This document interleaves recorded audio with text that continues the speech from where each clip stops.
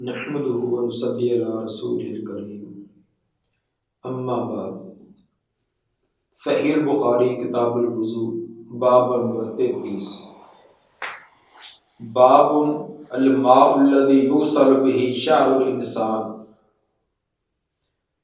باب ہے اس سلسلہ میں کہ جس پانی کے اندر انسان کے بالوں کو دھویا جائے اس پانی کا کیا حکم ہے، کیا وہ پانی پاک ہوگا یا نجس ہوگا۔ احکام و مسائل تو وضو کے متعلقہ بیان ہو رہے تھے، تو ضمنی طور پر امام بخاری رحمہ اللہ یہ مسئلہ بھی بیان کرنا چاہتے ہیں کہ جسم سے گرے ہوئے بال ان کا کیا حکم ہے۔ اگر پانی میں گر جائیں تو پانی کے پاک یا ناپاک ہونے کا کیا حکم ہے۔ اس بات میں تو تمام کا اتفاق ہے کہ انسان کے جسم پر بال ہیں تو تب تو وہ طاہر ہیں، جیسے سر کا مسح کیا جاتا ہے، داڑھی کے بالوں کو ہاتھ لگایا جاتا ہے تو وہ بال پاک ہیں، وہ نجس نہیں۔ ان کو کوئی چیز مس کرے، کوئی چیز چھوئے تو وہ بھی پاک ہی رہیں گے۔ سوال ہے کہ بال اگر جسم سے کاٹ کر یا توڑ کر الگ کر دیے جائیں پھر ان کا حکم کیا ہے۔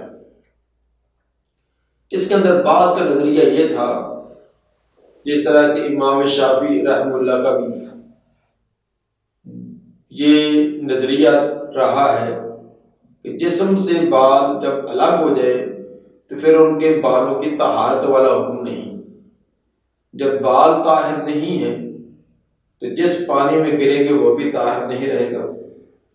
جبکہ جمہور کا نظریہ یہ ہے کہ بال جسم کے ساتھ ہوں یا جسم سے الگ ہو جائیں، دونوں حالتوں میں انسان کے بال پاک ہیں۔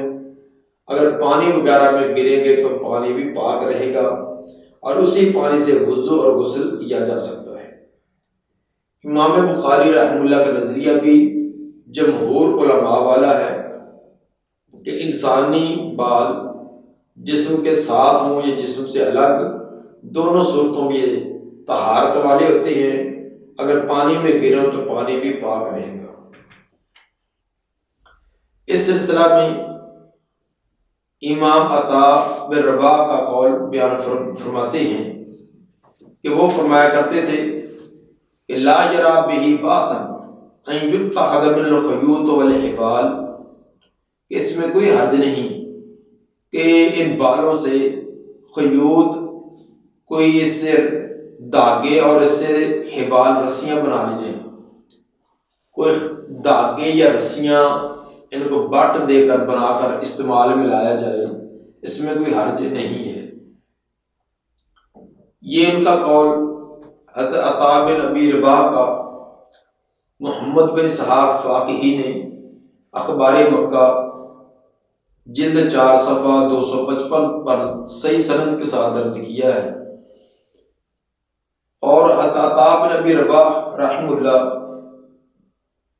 یہ خصوصاً ان بالوں کے بارے میں فرما رہے تھے کہ جو حاجی آدمی مینا کے میدان میں جب حجامت کرواتے ہیں وہاں بہت سارے بال جمع ہوتے ہیں، ڈھیروں کے ڈھیر لگ جاتے ہیں، تو کیا ان بالوں کو اس سے کوئی رسیاں وغیرہ کوئی اور اس طرح کی چیزیں بنا کر استعمال کر لی جائیں تو ان کا جواز ہے یا نہیں۔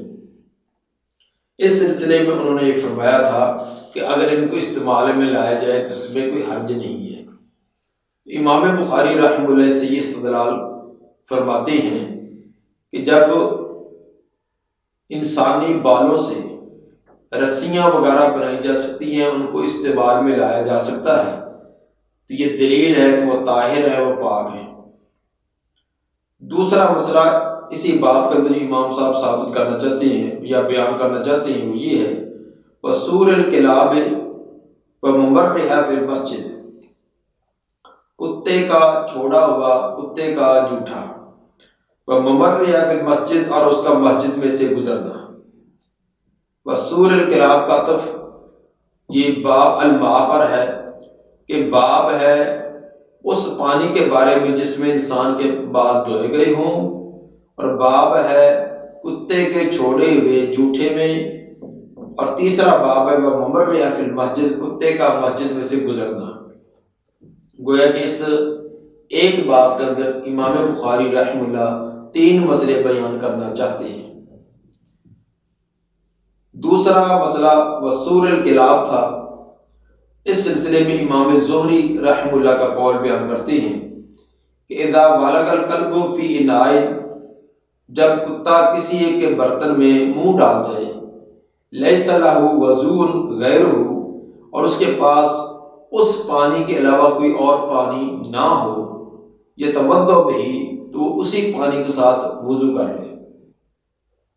امام زہری رحمہ اللہ کا مطلب یہ ہے کہ برتن کے اندر پانی تھا، اس کے اندر کتا منہ ڈال گیا، کتا نے اس میں سے کچھ پانی پی لیا ہے، تو باقی مادہ پانی کیا نجس ہے یا نجس نہیں ہے؟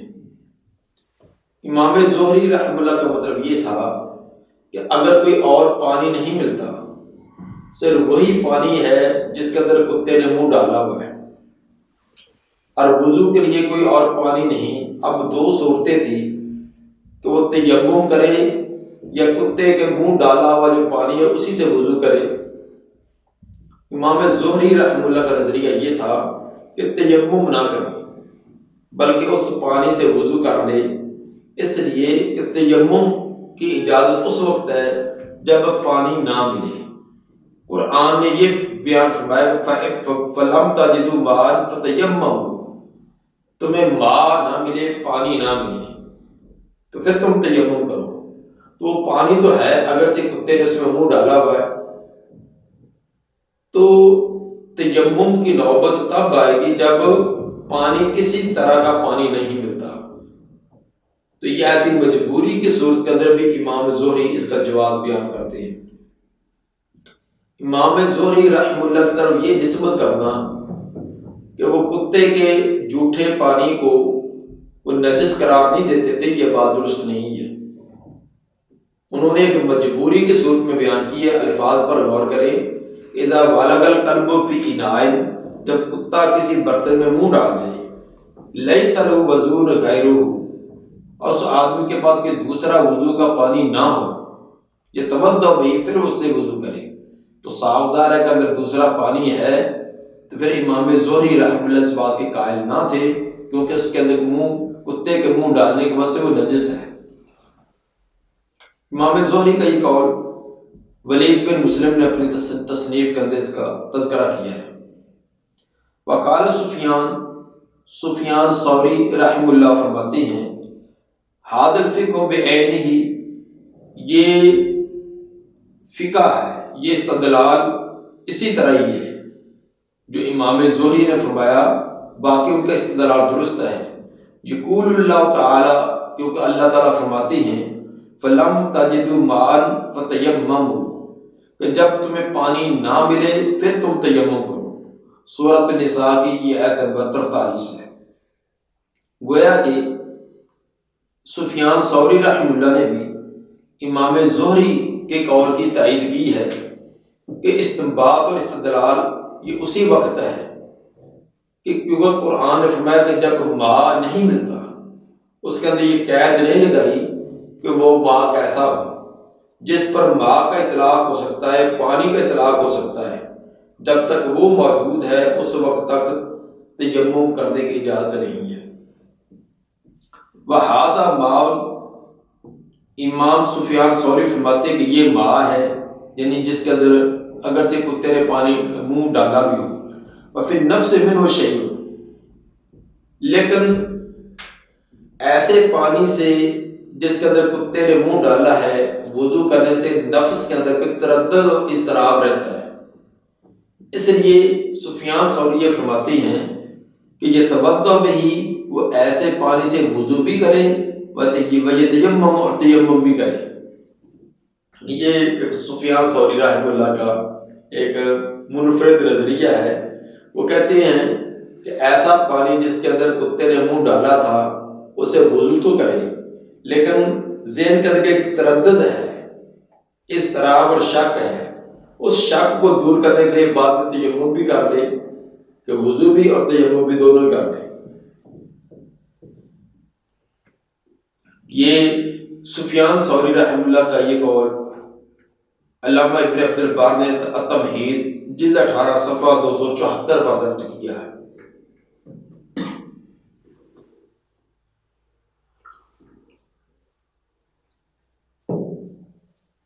امام بخاری رحمہ اللہ کا استدلال اس سے یہ ہے کہ جو امام زہری نے نظریہ بیان کیا ہے اس کے قریب ہے امام بخاری کا نظریہ۔ کتا اگر برتن میں منہ ڈال جائے اور اس برتن کے پلید اور برتن کا جو چیز ہے اس کے پلید ہونے کا کیا حکم ہے، اس کے بارے میں فقہا کے 4 نظریے ہیں۔ نمبر 1، پہلا نظریہ تو یہ کہ برتن اور اس کے اندر موجود پانی جو مائع چیز ہے وہ دونوں کی دونوں نجس ہو جاتی ہیں، پلید ہو جاتی ہیں، برتن بھی اور برتن کا جو چیز ہے، لیکن وہ چیز مائع حالت میں ہو۔ اگر خشک حالت میں ہے، جہاں تک اس کے اثرات گئے ہیں، لعاب وغیرہ لگا وہ اتار دیں، باقی چیز وہ تو پاک ہوگی۔ البتہ اگر مائع چیز ہے، دودھ ہے، پانی ہے، اس طرح کی چیز ہے، تو پھر جمہور کا نظریہ یہ ہے کہ برتن بھی دھونا پڑے گا، پلید ہے، اور اس کے اندر مائع چیز وہ بھی نجس ہے، وہ قابل استعمال نہیں۔ دوسرا نظریہ اس میں یہ ہے کہ پانی پاک ہے اور برتن کا دھونا یہ حکم تعبدی ہے۔ پانی جو ہے وہ نجس نہیں، برتن نجس ہو گیا، لیکن برتن کا دھونا بھی یہ ایک بطور عبادت کے یہ حکم دیا گیا ہے۔ یہ مالکیہ اور ظاہریہ ان کا یہ نظریہ ہے، لیکن یہ نظریہ مرجوح ہے اور جمہور نے اس کو قبول نہیں کیا۔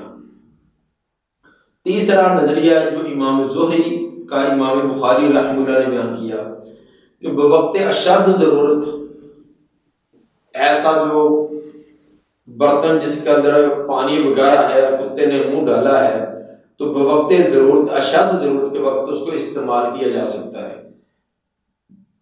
استعمال کے اندر مثلا پینے کے لیے کوئی اور پانی نہیں، انسان کی جان کا خطرہ ہے تو پانی پی لے۔ اس طرح وضو کے لیے پانی نہیں اور تیمم کی صورت ہے تو تیمم کی بجائے وہ وضو کر لے۔ یہ امام زہری رحمہ اللہ کا نظریہ۔ چوتھا نظریہ جو سفیان ثوری رحمہ اللہ نے بیان کیا کہ وضو بھی کر لے اور تیمم بھی کر لے تاکہ تردد و شک دور ہو جائے۔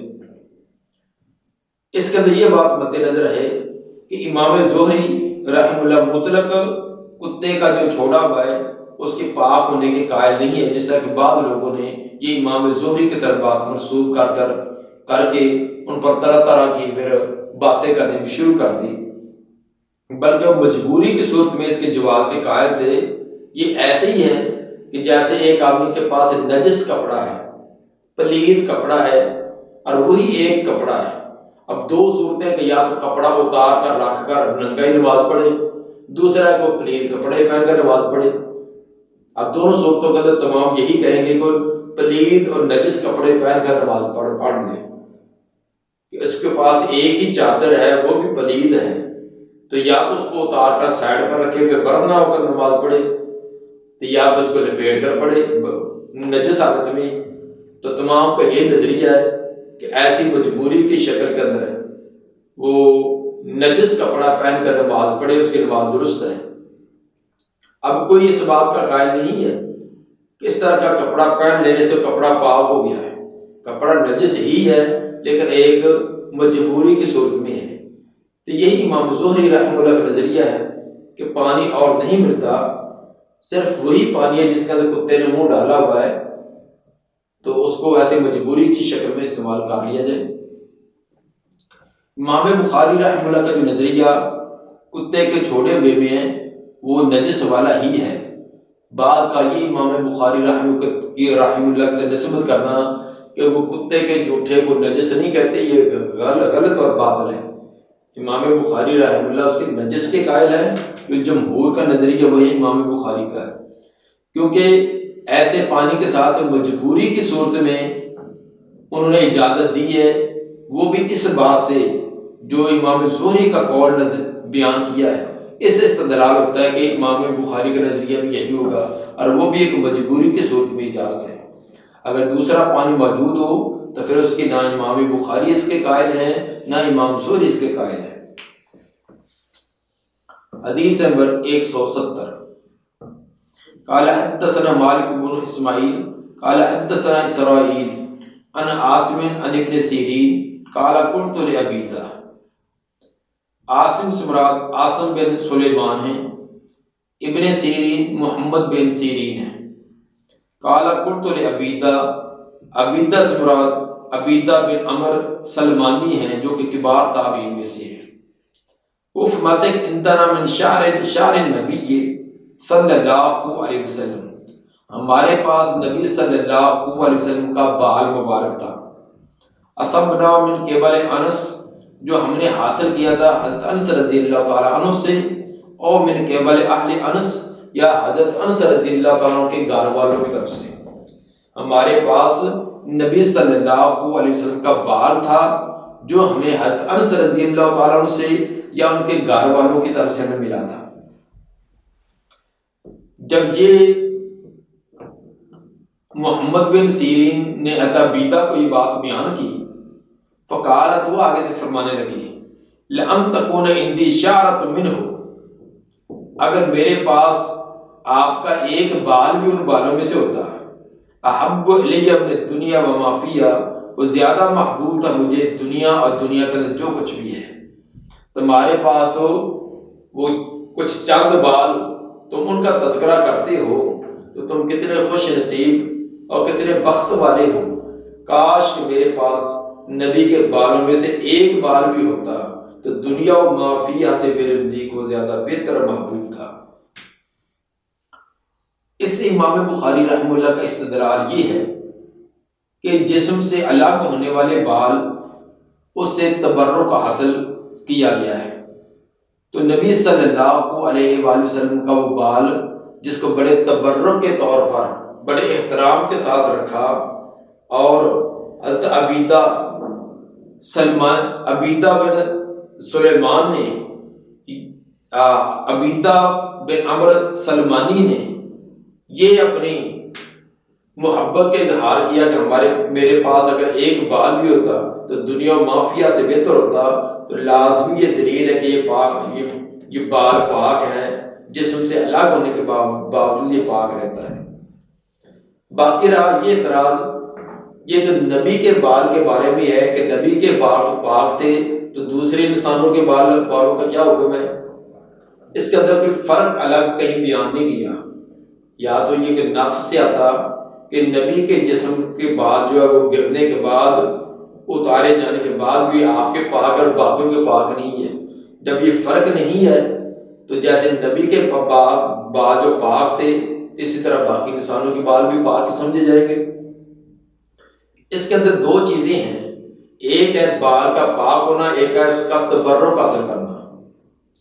بال کا پاک ہونا تو یہ عام ہے، اس کے اندر باقی مسلمانوں کے بال بھی شامل ہیں۔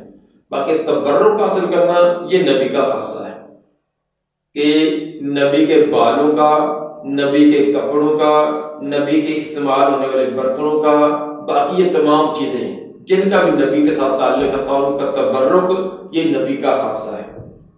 کیونکہ کسی صحابہ میں سے کسی نے کسی دوسرے صحابی کے یا تابعین صحابہ کے اس طرح کی دیگر چیزوں، ان کے بالوں سے، ان کے جوتے، ان کے یہ کسی اور ٹوپی کو بطور تبرک رکھا ہو یا استعمال کیا ہو، اس کا تذکرہ نہیں ملتا۔ یہ نبی کا خاصہ ہے۔ تو تبرک حاصل کرنا تو واقعی نبی کا خاصہ ہوا، یہ نبی کے بالوں کے ساتھ ہے۔ لیکن مطلق بالوں کا پاک ہونا، یہ جیسے نبی کے بال پاک تھے تو نبی کے امتیوں کے بال بھی پاک ہیں۔ یہ امام بخاری رحمہ اللہ کا استدلال ہے۔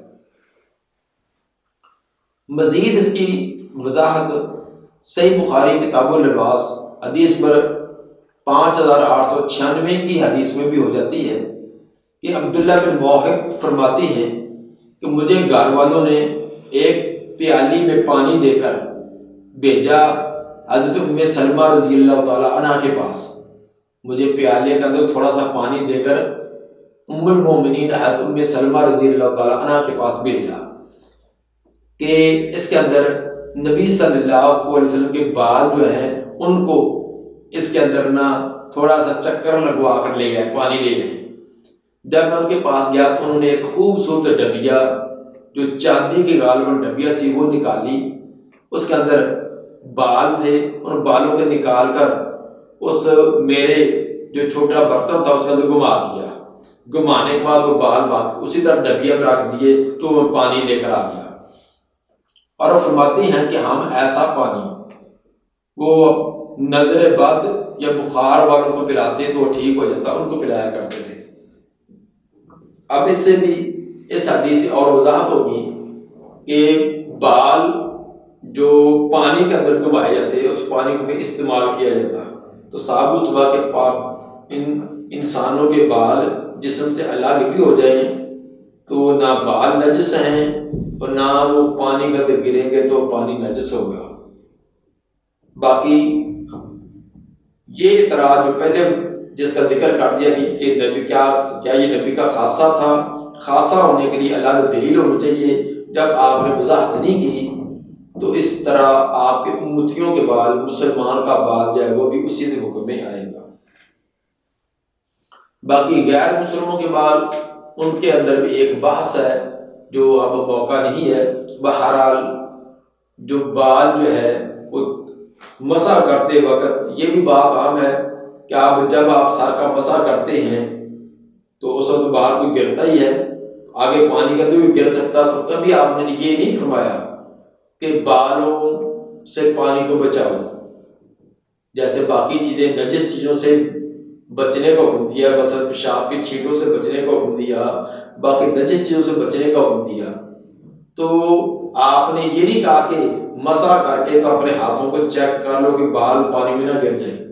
پھر آپ جب غسل کرتے تو بالوں کا خلال بھی کرتے، اور خلال کے اندر ذن غالب یہ کیونکہ بال جو اکھڑ کر گر جاتا ہے تو اس گرے ہوئے بال کو پانی میں گرنے سے بچانے سے آپ نے حکم نہیں دیا. اگر یہ نجس ہوتا، پانی اس کے گرنے کی وجہ سے نجس ہو جاتا ہوتا تو آپ لازمی طور پر حکم دیتے کہ پانی کے اندر بالوں کو نہ گرنے دیا جائے. تو ایسا حکم نہیں دیا تو اس کے پاک ہونے کی دلیل ہے. حدیث نمبر 171. قال حدثنا محمد بن عبد الرحیم قال اخبرنا سعید بن سلیمان قال حدثنا عباد عن ابن عون عن ابن سیرین عن انس ان رسول اللہ صلی اللہ علیہ وسلم لما حلق رأسه كان ابو طلحة اول من اخذ من شعره.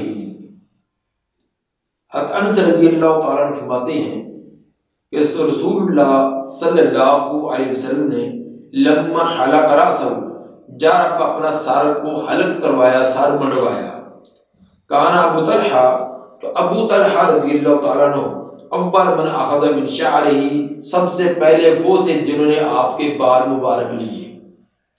جب آپ نے حج کے موقع پر یا عمرہ کے موقع پر اپنے سر منڈوایا تو آپ کے بالوں کو سب سے پہلے لینے والے وہ حضرت ابو طلحہ رضی اللہ تعالیٰ عنہ تھے.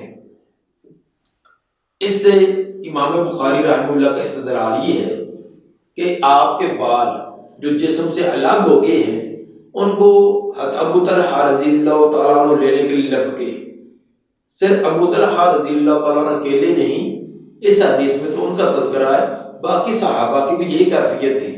ہر ایک آپ کے بالوں کو حاصل کرنے کی کوشش میں ہوتا.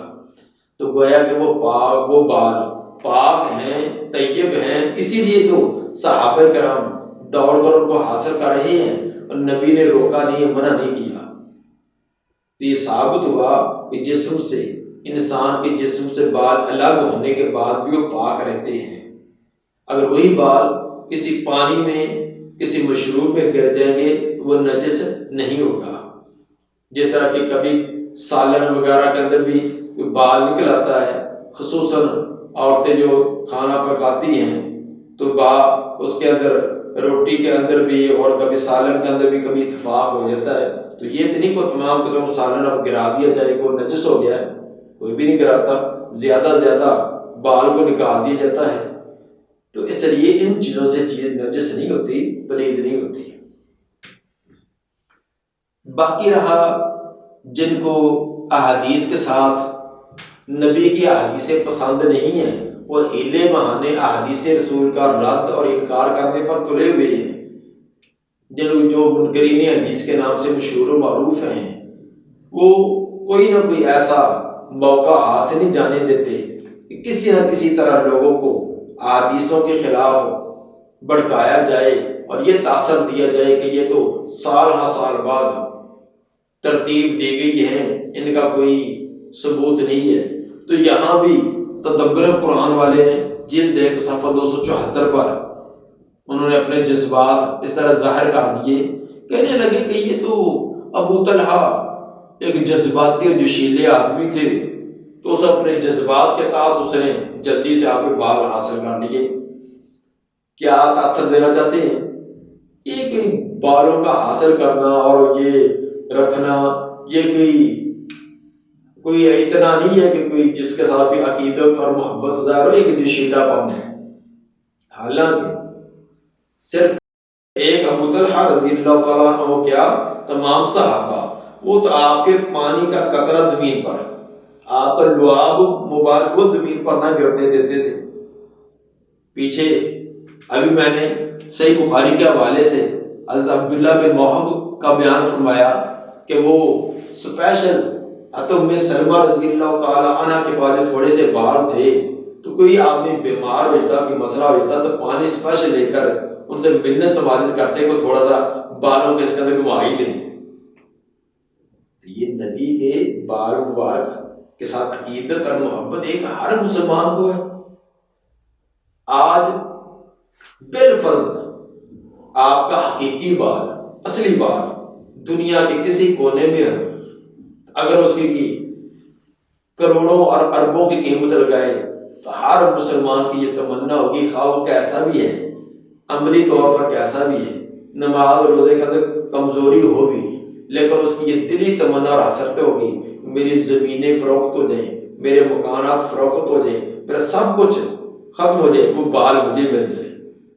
ملکیت میں تو تھوڑا، وہ صرف دیکھنے کے لیے مجھے ہاتھ پر رکھنے کا موقع مل جائے، میرا سب کچھ۔ یہ ایک مسلمان، ہر مسلمان کا ذوق اور شوق ہے۔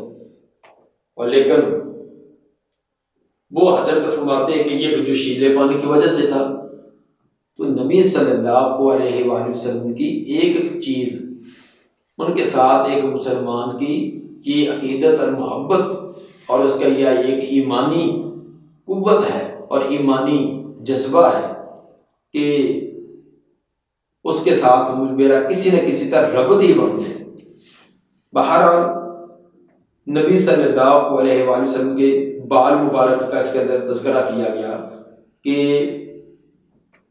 وہ بال پاک تھے، صحابہ کرام نے آپس میں تقسیم کیے، ان کو سنبھال کر رکھا۔ اگر وہ نجس ہوتے تو نبی صلی اللہ علیہ وسلم منع کر دیتے، آپ نے منع نہیں کیا، اور یہ بھی نہیں کہیں آپ نے الگ اس موقع پر یا کسی اور موقع پر فرق بیان کیا ہو کہ میرے بال تو آپ رکھ سکتے ہیں لیکن دوسرے کسی کے بال جو ہے ان کو ہاتھ نہ لگائیں، وہ پاک نہیں ہے۔ یہ آپ نے فرق نہیں بتلایا۔ جب فرق نہیں بتلایا تو یہ حدیث تقریری، جو کام آپ کے زمانہ میں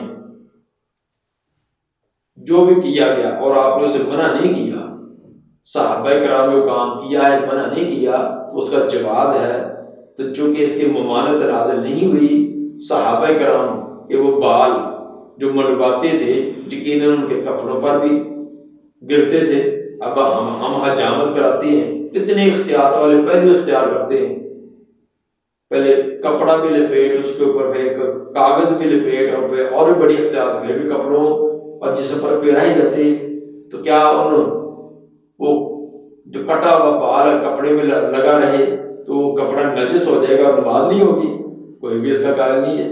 اگر وہی پانی میں گر جائے تو پانی نجس کیسے ہوگا؟ اس لیے صحیح راجع بات وہی ہے جو جمہور نے اختیار کی کہ انسانی بال جسم کے ساتھ لگے ہوں یا جسم سے الگ ہو جائیں تو دونوں صورتوں کا اندر پاک ہیں۔ کسی چیز میں گریں گے تو وہ چیز بھی پاک رہے گی، اور ایسے پانی سے وضو بھی کر سکتے ہیں، غسل بھی کر سکتے ہیں۔ دعا ہے کہ اللہ تعالیٰ میں نبی صلی اللہ علیہ وآلہ وسلم کے فرامین حکم حق کو سمجھ کر اس کے مطابق عقیدہ اور نظریہ بنانے کی توفیق عطا فرمائے۔ سبحان ربک رب العزت عما یصفون والسلام علی المرسلین والحمد للہ رب العالمین۔